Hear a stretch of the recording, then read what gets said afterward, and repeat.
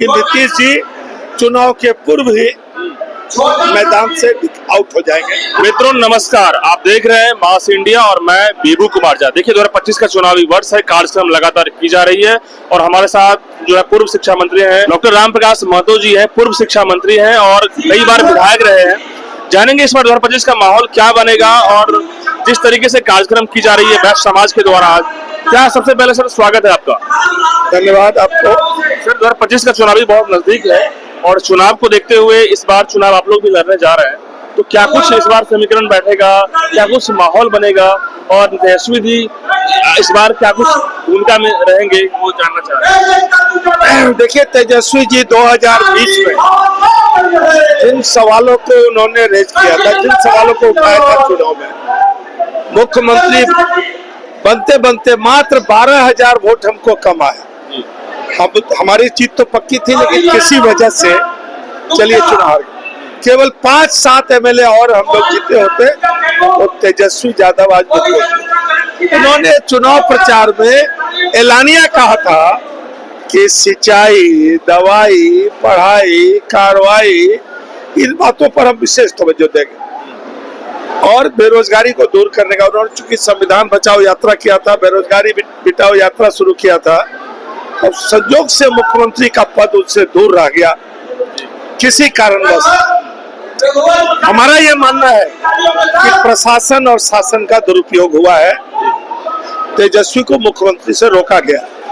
लेकिन जब नीतीश कुमार खुद संकट में आए, बीजेपी के राष्ट्रीय अध्यक्ष ने 31 जुलाई को पटना 31 जुलाई 2022 याद कीजिए, 31 जुलाई 2022 को पटना में बीजेपी का राष्ट्रीय अध्यक्ष आके भाषण किया पटेल पथ पर बीजेपी कार्यालय के सामने कि आने वाला 24 एक राष्ट्रीय पार्टी रहेगा बीजेपी, सारा क्षेत्रीय पार्टी खत्म हो जाएगा। याद कीजिए, this was the statement of national president BJP JP Nadda. Nitish ji का माथा ठनका। इनका अपना सहयोगी तत्कालीन भारत सरकार के मंत्री राज्यसभा सदस्य RCP सिंह दल को तोड़ने की साजिश कर रहे थे। इन्होंने ये भाप लिया और लालू जी से खुद लालू जी के सामने रोया, कल्पा, हाथ जोड़ा कि अब जो भूल हुई सो माफ कीजिए। और तब 9 अगस्त 2022 को याद कीजिए, 9 अगस्त 2022 को लालू जी ने माफ कर दिया। ठीक है, फिर तुमको मुख्यमंत्री मानते हैं, तेजस्वी उप मुख्यमंत्री रहेगा। जो नीतीश जी जब तेजस्वी चुनाव में कह रहे थे कि हम नौकरी देंगे पहली कलम से 10 लाख, तो नीतीश जी ने उसकी निंदा की थी। लेकिन नीतीश जी इस बीच में कहे हैं कि बहुत गड़बड़ सरबर हो गया, ये लोग उल्टा सीधा कर दिया है, अब हम गड़बड़ नहीं करेंगे। वो तो अब तो मानसिक रूप से सही है कि गड़बड़ है। हम एक ही साल उनसे जूनियर है, हम 74 के प्रोडक्ट हैं, छात्र आंदोलन के। माननीय नीतीश जी 66 में मैट्रिक पास किए, मैंने 67 में मैट्रिक पास किया। हम उनको मानसिक रूप से कुछ नहीं भूले, लेकिन पूरा राज्य, पूरा देश और 13 करोड़ आवाम समझ रहा है कि उनकी स्थिति क्या है। मानसिक संतुलन ठीक नहीं है। हम ऐसा कुछ नहीं कर रहे, लेकिन राष्ट्रगान में ताली बजाना, बात करना और कई इस तरह का तीर, गए विजयादशमी में तीरे फेंक दिया, कई ऐसा उनका अपना हुआ है। अभी वहाँ 22 अप्रैल को पहलगाम में कायरतापूर्ण आतंकवादियों ने 28 लोगों की जान ले ली और कानपुर का चुनाव इन्होंने रैली रद्द कर दिया। प्रधानमंत्री बिहार का चुनाव है इसलिए यहाँ आए और नीतीश जी के साथ बैठ के हंसी ठिठोली किया, उस शोक में नहीं थे। बिहार में आके हम लोग बिहारी लोग अंग्रेजी जानते जरूर है, लेकिन जब अंग्रेजी बोलते हैं तो हमारा बुजुर्ग, हमारा बाकी लोग बोलता है कि ज्यादा अंग्रेजी मत झाड़ो, जबकि यहाँ का लड़का इंटेलिजेंट है। दिल्ली में भी 1 to 10 करता है, IAS IPS भी करता है, लेकिन हमारा कल्चर अंग्रेजी का नहीं है। अब कह रहे हैं कि फाइनली अब हम भाजपा के साथ रहेंगे। नीतीश जी क्या कर रहे हैं नीतीश जी को मालूम है। अब बीजेपी का इतिहास रहा है, अकाली दल को समाप्त कर दिया, शिवसेना को समाप्त कर दिया, अब जदयू की बारी है। तमाम दल, बीजू पट्टनायक का बेटा नवीन पटनायक को खत्म कर दिया, जगन रेड्डी को खत्म कर दिया, जिसके साथ गया उस पार्टी को इसने। मतलब इंटरनल पॉलिटिक्स यही है कि हम नहीं जानते नीतीश जी खत्म हो जाएंगे। हम नहीं जानते हैं कि नीतीश जी का क्या होगा, हम कोई भविष्यवक्ता नहीं है, लेकिन कई लोग ये कह रहे हैं, लेकिन लक्षण से लग रहा है कि नीतीश जी चुनाव के पूर्व ही मैदान से आउट हो जाएंगे। तो फिर मैदान में अगली लड़ाई झूठ के खिलाफ सच होगा। सर तो मैदान में बीजेपी झूठ का पुलंदा है और तेजस्वी सच का धरोहर है और सच का वो सिपाही है, सच का झंडा लेके। क्या मान लें कि बीजेपी और आरजेडी दोनों चाहती है कि नीतीश जी साइड हो जाए? हम लोग क्यों चाहेंगे?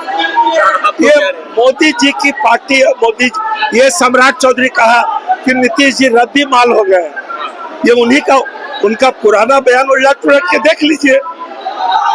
नीतीश जी विधानसभा में स्पीकर को डांटे थे, तो जब काम चलाने के लिए बीजेपी अभी चला रही है। बस चुनाव की घोषणा तक ही रहेगी, उसके बाद कहानी, उसके बाद क्या होगा हम भविष्य। फाइट क्या होगा? फाइट आप लोग करेंगे? अगली लड़ाई हम लोगों की है सांप्रदायिकता से, आतंकी घटनाओं से, बेईमानों से, झूठ बोलने वालों से, केवल कोरा नारा देने वालों से।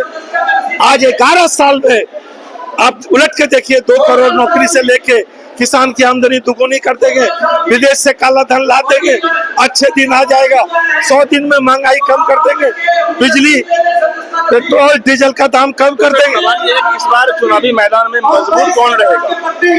निश्चित रूप से बिहार की जनता, 13 करोड़ जनता, बिहार का लोग, बिहार का इंटेलिजेंट, पढ़ाई में इंटेलिजेंट, राजनीति में परिपक्वता, बिहार का लोग अब छलावा नहीं सहेगा। सर ये सवाल ये मेरा कि मजबूत कौन रहेगा, इंडिया गठबंधन या एनडीए? मजबूत हमारा बिहार का भविष्य तेजस्वी यादव रहेगा। एक एक नौजवानों के दिल में है, चाहे वो किसी जाति का हो, अगर वो नौकरी मना तेजस्वी का, शासन मतलब सुशासन मतलब माहौल बदलेगा इस बार निश्चित रूप से। और खास करके हम आपको बताते हैं, जो बीजेपी का नेता वैश्य को समझता था हमारे जेब में है, अब वैसे समझ गया है। हम लोग भामाशाह ने जैसे महाराणा प्रताप की वीरता में थोड़ा लगता है कि कमजोरी आ गई थी, थोड़ा वो कुंद होते जा रहे थे, उन्होंने अपना सारा माल असबाब संपत्ति सैन्य बल देके उनको ताकत दी। आज वैश्य महापरिवार से अपील हम लोगों ने भी किया है, और वैश्य आज का जो भीड़ पूरे बिहार, वैश्य की कई उपजातियां हैं, लेकिन भामाशाह, गांधी जी, लोहिया, क्योंकि सारे जातियां आप जो है साथ है। अब हम लोग साथ सब लोग तय कर लेके अब कुछ नहीं, अब किसी के हम लोग बंधुआ मजदूर नहीं है, हम किसी के जेब में नहीं है।